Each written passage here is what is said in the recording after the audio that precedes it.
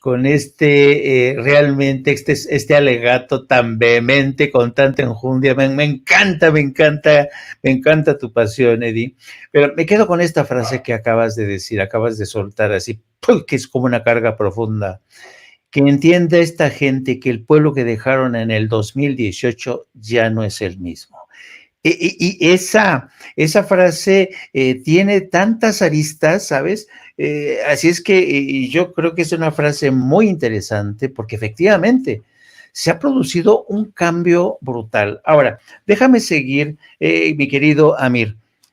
Al hilo de la argumentación tan vehemente de nuestro querido Edith, yo te quería preguntar, querido Amin, es cierto que en muchos sentidos el manejo de la economía de Andrés Manuel López Obrador no es lo que muchos de la derecha temían y presagiaban.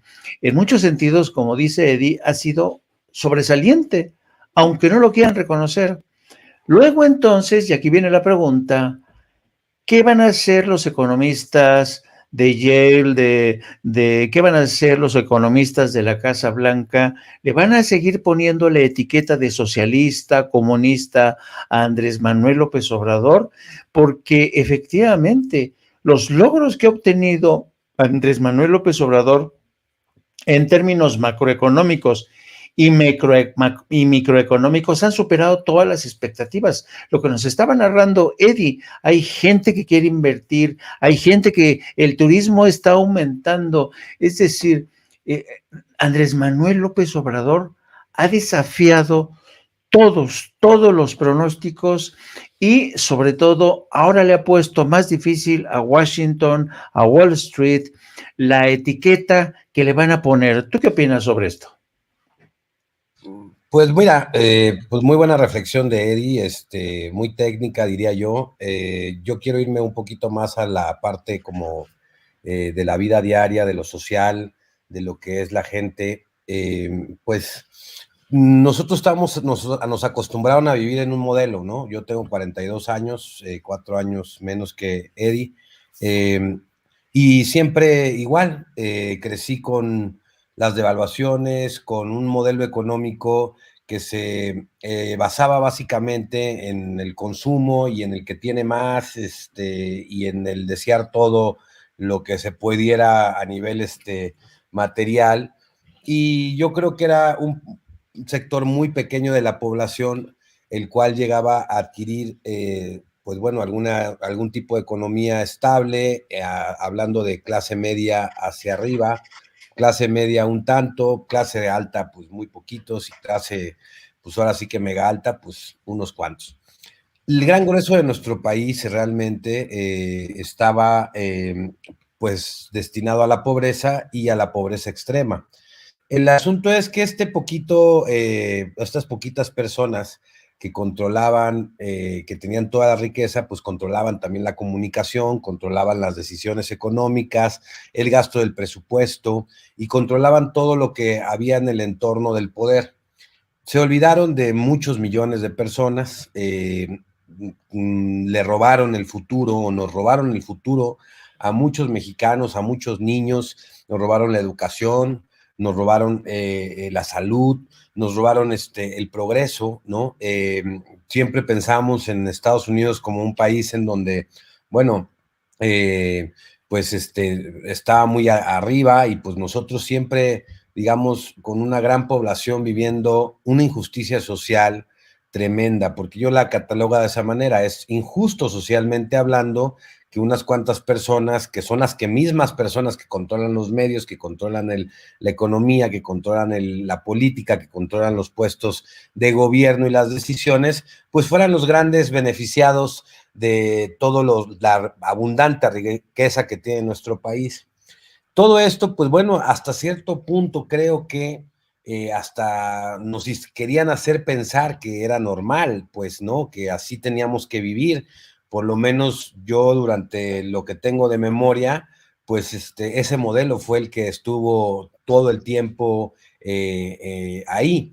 Y tuvo que venir alguien que viene desde abajo, que nació en la pobreza, que se desarrolló en la pobreza, que a pesar de esa pobreza, pues bueno, pues creció intelectualmente, que es una persona con una gran capacidad de insistencia, de estar ahí, de lucha, que además logró comunicar de manera maestra el plan o las desigualdades que había en México y que fue evolucionando con el paso de los años y que fue confirmando lo que él decía a través de la experiencia, porque si López Obrador hubiese llegado tal vez en el 2000, no sé, tal vez se hubiese dejado de insistir en el 2012, ¿no? Pues bueno, nunca hubiésemos podido comprobar qué significaría voltear la pirámide y empezar a dar los recursos en la parte de abajo, como lo explicaba él en su video, para que vayan subiendo en lugar de darlos en la parte de arriba para que según gotearan. Es decir, yo creo que estamos viviendo una nueva experiencia. Lo que es completamente seguro es que definitivamente está haciendo las cosas diferentes y que si hay un cambio, porque también nos vendían esa hipótesis, de esa frase de viene el cambio, ahora sí va a haber un cambio y va a haber un cambio, y entonces era lo mismo, ¿no? Disfrazado de colores, pero las mismas personas detrás de algo que él clasificó, Andrés Manuel, como, o lo denominó como la mafia del poder, que yo también le hubiese puesto el cártel del poder, tal vez, ¿no? Y bueno, al final del camino, pues cuando llega Andrés Manuel y va llegando con mucha dificultad, porque imagínense ustedes el monstruo contra el que competía contra los intereses económicos, contra los intereses de los medios de comunicación, contra los intereses políticos, incluso hasta contra los intereses fácticos, porque ya vimos, ahorita estamos viviendo lo de García Luna, y ya vimos cómo un gobierno les abrió todo el poder institucional para que pudieran operar a sus anchas. Es decir, en la llegada de Andrés Manuel perjudicaba a esa élite, a esa población que controlaba absolutamente todo. Y por eso tardó tantos años en llegar. Y yo aplaudo mucho la insistencia y la perseverancia que tuvo, porque cuando llega, al final, ahorita hay que tener en cuenta que, si no me equivoco en el dato, es el presidente más grande, de más edad, que ha tenido México. Y bueno, o que tiene México en este momento, sigue siendo presidente, pero ya llega grande, ¿no? Y con una gran experiencia, una gran carrera. Y nos dice, pues vamos a repartir el presupuesto de manera diferente. Vamos a hacer que a 30 millones de las 35 millones de familias que hay en México les llegue un poco de ese dinero. Porque también hay que entender cómo se reparte el presupuesto, esta gran burocracia, este gran elefante blanco que tenemos en México, chupa mucho presupuesto. Luego hay que poner también las deudas, ¿no? La deuda externa, el Fobaproa y todas estas, pues, tranzas que se aventaron en el pasado. Y de repente nos dice, ¿sabes qué? Es que yo voy a repartir el presupuesto, le va a llegar por medio de los programas sociales a 30 de 35 millones de familias. Voy a pensionar a través de la Constitución y de esta reforma constitucional a 11 millones de adultos mayores, y bueno, pues 5 millones de estudiantes, en fin, una cantidad. Y además de eso, ¿sí? Voy a hacer un Tren Maya, voy a hacer la vía ferroviaria más grande del país, además voy a hacer una refinería, vamos a comprar otra, vamos a reparar las que ya tenemos, vamos a impulsar otra vez el petróleo, vamos a invertir en esas cosas, vamos a hacer un aeropuerto, vamos a hacer otro aeropuerto en Tulum, vamos a descubrir la mayor cantidad de vida o de historia arqueológica que hemos descubierto en muchos años por la obra del Tren Maya, y vamos a hacer todo eso, y lo vamos a hacer sin endeudarnos, sin devaluación, sin emitir más dinero. Lo vamos a hacer con una administración adecuada, porque él siempre dijo que por el caño de la corrupción se iba una gran cantidad de dinero. Él hablaba de 1 billón de pesos que se iban por el caño de la corrupción. ¿Qué era el caño de la corrupción? Pues bueno, pues que de una obra pública que se licitaba de 100 millones de pesos, por ejemplo, pues bueno, se aplicaran 20, 30 millones en la obra, se hiciera una obra de muy mala calidad y los 70 se los embolsaban los empresarios y los políticos que tenían el poder y esa poquita élite que tenía una gran abundancia económica derivado de todas estas tranzas que se aventaron, ¿no? O sea, lo estamos viviendo. Claro que esto todavía no acaba, ¿no? Esto todavía sigue, todavía hay en los municipios, estados, estas aberraciones.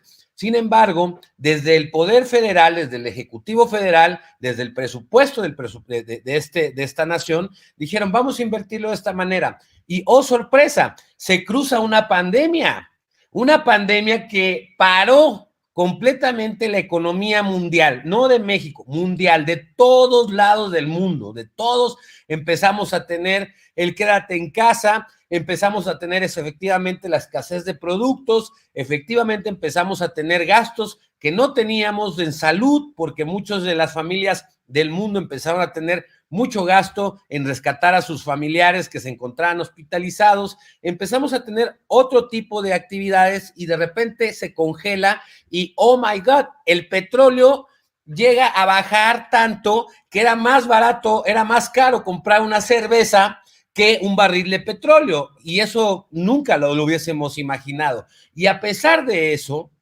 a pesar de todo eso, pues resulta que el dinero en México alcanzó.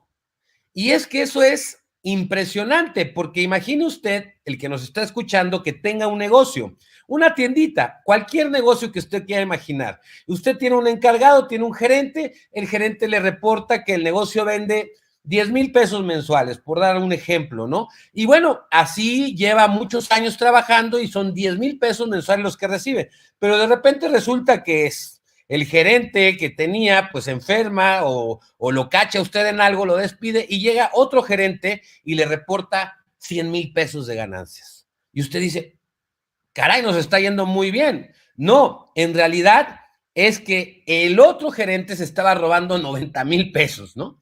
Entonces, eso es básicamente lo que estaba pasando en el país. Teníamos 100,000 pesos, se robaban 90 y 10 los aplicaban para toda la población y pues no nos alcanzaba para nada. Y eso lo fue replicando por el paso de las décadas, porque fueron décadas de esta situación y de repente nos encontramos con tener el 70% de la población viviendo en pobreza extrema y dices, wow, o sea, ¿en dónde hemos caído? Y de repente llega un presidente que dice, no, el dinero alcanza, vamos a hacer las cosas de esta manera, vamos a distribuir el dinero abajo y vamos a tener, y de repente cuando los pronósticos decían y que nos tenían acostumbrados a eso, que era muy lógico creerlo, que iba a subir el dólar a 35 pesos, 25 tanto, pues resulta que el día de hoy está no 18.50, estoy viendo el tipo de cambio en la computadora en este momento, y entonces dices, bueno, ¿qué es lo que está sucediendo? Pues bueno, pues es una gran administración, yo no lo puedo definir de otra manera. Tenemos un gran administrador del recurso público, se pelea los centavos, o sea, es decir, yo me acuerdo mucho, y con esto cierro mi reflexión, que en un momento cuando hablaba de los caminos de Oaxaca, que se están construyendo, o que se construyó muchos en Oaxaca, decía, ese dinero se lo vamos a dar a la misma población se va a organizar y ellos van a pagar el concreto y van a pagar y van a hacer la obra en esto. Y de repente él hacía unos cálculos del metro, del kilómetro en concreto hidráulico y daba unos precios que cuando uno contrastaba lo que decía el presidente de la República en la mañana de lo que valía el kilómetro de concreto hidráulico a lo que veníamos pagando en los contratos de obras públicas con los diferentes gobiernos pasados, decías, pues con razón, con todo respeto, vivimos, o sea, el crecimiento es nulo, porque pagamos lo que costaba en uno, lo que costaba en 10, lo que costaba uno lo pagábamos en 10. Y eso llévelo a su economía normal. Imagínese usted que gana 10,000 pesos y que cuando va a comprar el pollo, en lugar de comprarlo en los 200 pesos que está el kilo, por ejemplo, en el 200 y cacho de que cuesta la pechuga de pollo de el kilo, ¿no? Pues lo pague usted en 1,000 pesos. Pues cuántos, o sea, ¿cuánto le va a durar ese dinero y cuántas veces va a poder comer pollo si usted lo paga en 10 veces más elevado. Entonces, lo que estamos viendo con el presidente López Obrador, a mi punto de vista, y en resumen de todo lo que he explicado, es una administración muy correcta y honesta.